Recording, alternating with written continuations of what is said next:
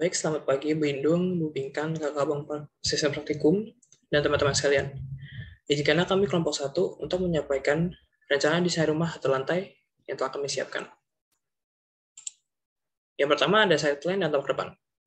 Tapak direncanakan untuk sebuah bangunan sederhana, satu lantai, dengan konsep minimalis. Tapak dibagi menjadi 6 ruang yang meliputi garasi, taman luar, taman dalam, ruang tengah, kamar mandi, dan 2 buah kamar tidur. Ruang tengah merupakan gabungan dari beberapa fungsi ruang yang meliputi ruang tamu, ruang keluarga, ruang makan, dan juga ruang dapur. Ruang tengah ini dirancang sedemikian rupa guna memaksimalkan keterbatasan lahan untuk memenuhi kebutuhan pemilik. Gambar tampak depan menjelaskan penampakan depan atau fasad dari bangunan. Penggunaan kaca dimaksudkan untuk memaksimalkan pencahayaan matahari guna menghemat energi lampu pada siang hari. Kemudian, atap dibuat bertingkat untuk mencegah bentuk monoton dan untuk menyesuaikan letak taman dalam rumah di sisi barat tapak.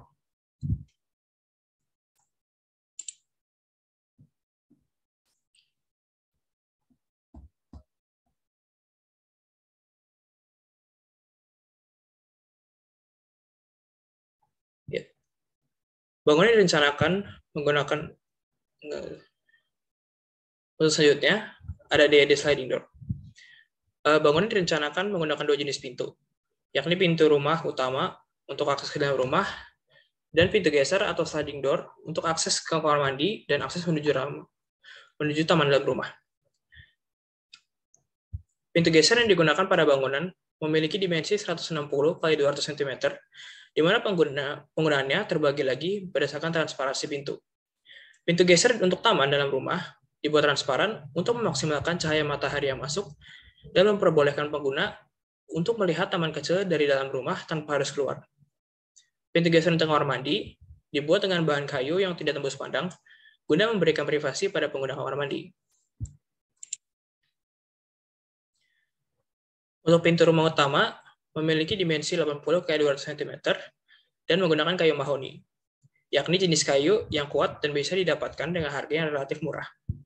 Pintu dilapisi dengan finishing pelitur untuk melindungi kayu dan meratakan warna pintu.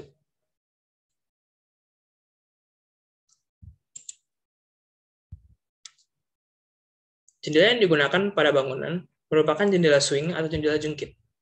Jendela diletakkan di dekat kompor guna membolehkan uap masakan keluar agar baunya tidak tertahan di dalam ruangan.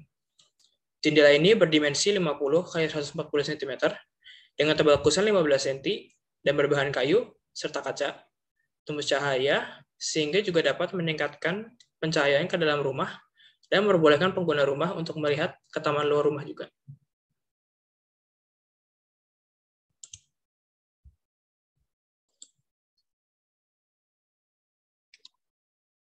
Kemudian tampak potongan AA. Di sini pada tampak potongan AA terlihat potongan ini menunjukkan bagian dari lebar gedung, lebar bangunan maksudnya bangunan sederhana. Dan potongan AA ini potongan menuju utara. Dan di sini pada bagian potongan AA ini terlihat mulai dari bawah ada 3 pondasi yang digunakan. Pondasi batu kali yang lebih sederhana untuk bangunan sederhana. Kemudian di atasnya terdapat slope, kemudian ada lantai, dan kemudian ini area ruangannya, yaitu ruang tamu dan dapur, dan 2 pintu ini menuju kamar. Di atasnya juga terdapat atap dengan detail struktur dari atap itu sendiri, di mana di sini ada kuda-kuda atap atau balok kuda-kuda, kemudian ada balok penyangga, ada balok sokong, balok kunci, dan struktur lainnya pada bagian detail atap ini. Dan atap yang kita rancangkan untuk bangun sederhana ini adalah atap segitiga. Kemudian dan pada potongan BB kita dapat melihat detail lagi yang lebih menyamping, dan potongan ini menuju arah barat. Dan di sini terlihat Pada bagian bawahnya ada 5 pondasi yang sederhana yang kita gunakan, ada 5. Kemudian di atasnya ada slope dan lantai dan beserta ruangan-ruangannya. Berbeda dari potongan A tentunya, terlihat di sini terlihat ada ruang kamar, ruang tamu dan dapur. Kemudian 2 pintu ini yaitu yang ini menuju taman indoor, kemudian di sebelahnya menuju toilet, dan juga terlihat bagian teras. Dan bagian teras kemudian kita menuju atasnya ada 4 tiang, dan paling depan juga terdapat ada 5 tiang. Kemudian menuju atap, kita dapat melihat di sini penyokong dari atap itu sendiri lebih banyak vertikal, itu di bagian sisi kiri dan kanannya. Dan juga terlihat di sini kuda-kuda. Ini untuk potongan bebek, memperlihatkan kuda-kudanya, dan perbedaan atap pada setiap areanya ada yang lebih tinggi dan lebih rendah untuk menciptakan estetika dari atap itu sendiri. Dan kemudian kita juga dapat melihat atap pada bagian teras yang lebih rendah dan lebih mereng sebagai sirkulasi dari air hujan itu sendiri. Kemudian, nah, next is ini terlihat plumbing untuk sistem plumbing dan drainase. Jadi di sini terdapat 3 aliran drainase yang kita gunakan, yaitu yang berwarna merah, kuning, dan sian.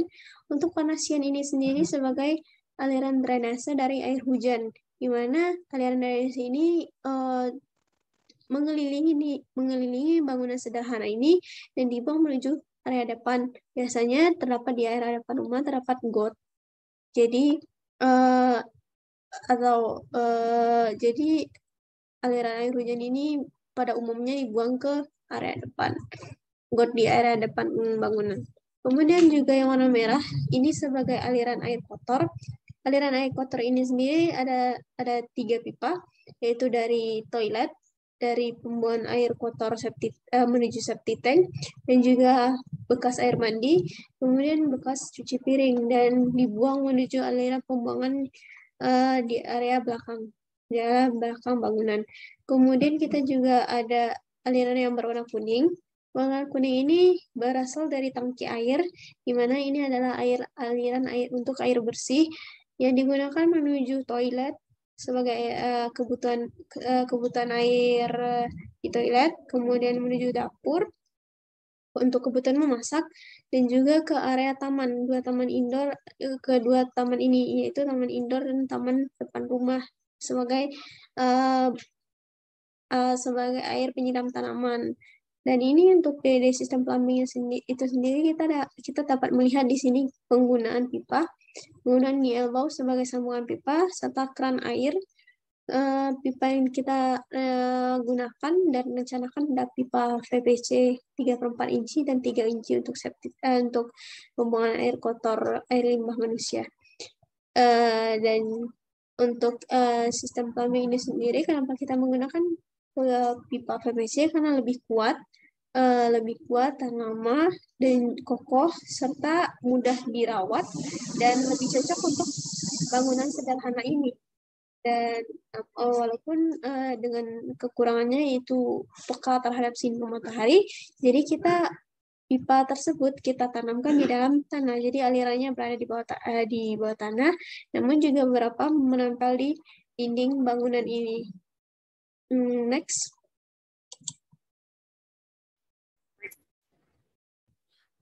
Baik, untuk daya atap akan dijelaskan oleh saya. Jadi dapat dilihat pada bagian daya atap ini terlihat semacam 2 zona berbeda, yaitu yang arsirannya padat dan yang arsirannya longgar. Nah, jadi bagian arsiran padat ini ditujukan bagian yang padat ini menunjukkan akan atap yang memiliki kerangka kura-kura, yaitu bagian rumah utama. Sedang karena untuk yang bagian diarsir dengan longgar yang sebelah selatannya, bagian ini ditujukan untuk atap teras dan tempat parkir yang terbuat dari bahan yang semi transparan dengan gaya kanopi seperti itu. Karena kanopi ini digunakan untuk memaksimalkan cahaya matahari dengan mengurangi temperatur. Kemudian dapat dilihat di sini kerangkanya ialah kerangka kura-kura. Dapat dilihat juga tampak atas kerangka. Dan kerangka ini terbuat dari baja karena pertimbangan akan berbagai macam kelebihannya.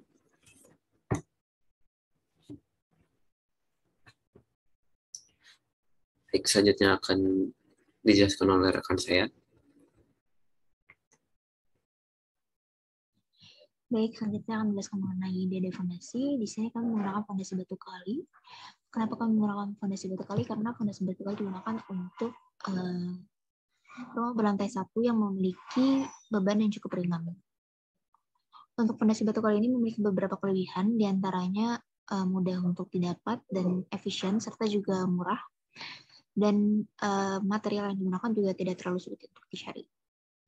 Untuk jaraknya sendiri, fondasi yang kami gunakan ini berjarak 80 cm ke bawah permukaan tanah dengan diameter slope ini ketebalannya dalam 20 cm. Untuk material yang digunakan di sini ada batu kali, batu kosong, dan juga lapisan pasir. Oke, selanjutnya ada rencana kerja dan syarat-syarat. Untuk rencana kerja dan syarat-syarat di sini dibagi menjadi 10 pekerjaan, di mana yang pertama itu ada pekerjaan awal, yang kedua ada pekerjaan fondasi, pekerjaan struktur, dinding, kusen pintu dan jendela, rangka atap, plumbing, mechanical dan electrical, finishing, pekerjaan tambahan, serta pembersihan. Untuk pekerjaan awal sendiri dibagi menjadi 4 bagian. Yang pertama itu ada pematangan lahan, di mana lahan pertama dibersihkan dari benda-benda yang tidak seharusnya berada di lahan existing.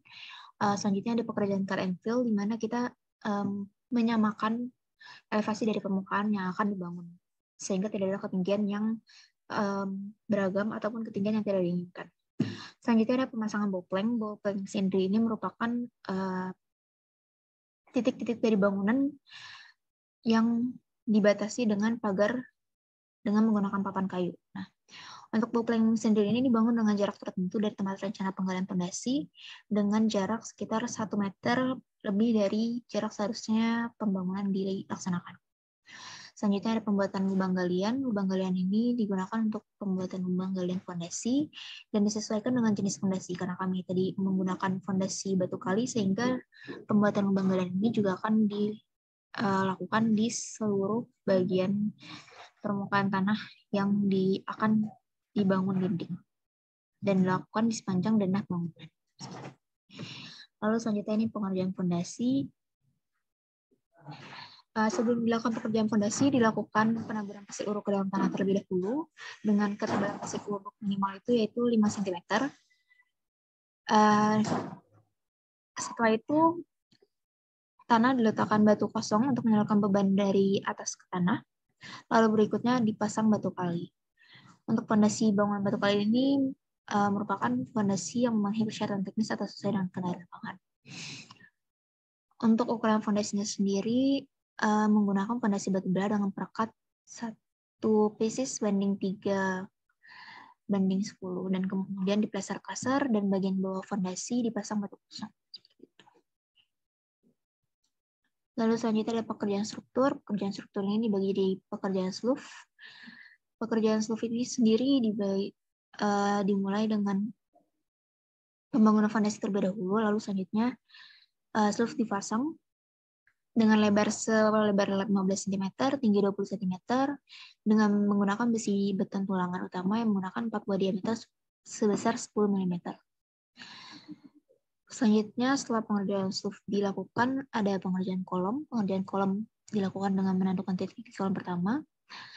Dari hasil pengukuran, lalu proses perakitan besi kolom dan pemasangan baju stick. Setelah itu ada pekerjaan dinding dengan pemasangan bata dan plesteran serta asian. Dan selanjutnya ada pekerjaan kusen pintu dan jendela. Di sini kami menggunakan pintu utama dengan finishing plitur dan pintu geser sliding door dengan finishing plitur juga. Lalu juga kami menggunakan jendela dengan daun jendela sebesar 50 x 140 cm dengan kusen kayu sebesar 72 x 152 cm. Lalu selanjutnya pekerjaan rangka atap. Rangka atap ini dibagi menjadi dua, rangka atap kayu dan juga rangka atap besi ringan. Selanjutnya ada pekerjaan plumbing, mechanical, dan electrical, dilanjutkan dengan finishing dan pekerjaan tambahan serta pembersihan bangunan. Sekian yang dapat saya sampaikan. Terima kasih. Berikut rencana anggaran belanja. Jadi masing-masing dari elemen bangunan yang sudah dibicarakan, dihitung biayanya, kemudian dijumlahkan, kemudian dijumlahkan. Nah, jumlahnya ini sebanyak 1.045.183.137 rupiah. Kesimpulan dari presentasi kami ialah perancangan rumah walaupun hanya satu lantai memerlukan berbagai perencanaan di dalamnya. Nah, kemudian perencanaan ini juga akan memengaruhi pengamatan secara teliti yang dilakukan pada berbagai elemen bangunan sebuah rumah. Nah, kemudian untuk bagian kerjanya, dia ini sudah tertera dalam rencana kerja dan syarat. Nah, setelahnya berbagai biaya yang sudah dipertimbangkan akan dituliskan dalam rencana anggaran belanja. Terima kasih, kurang lebihnya mohon maaf dari kelompok kami. Wassalamualaikum warahmatullahi wabarakatuh.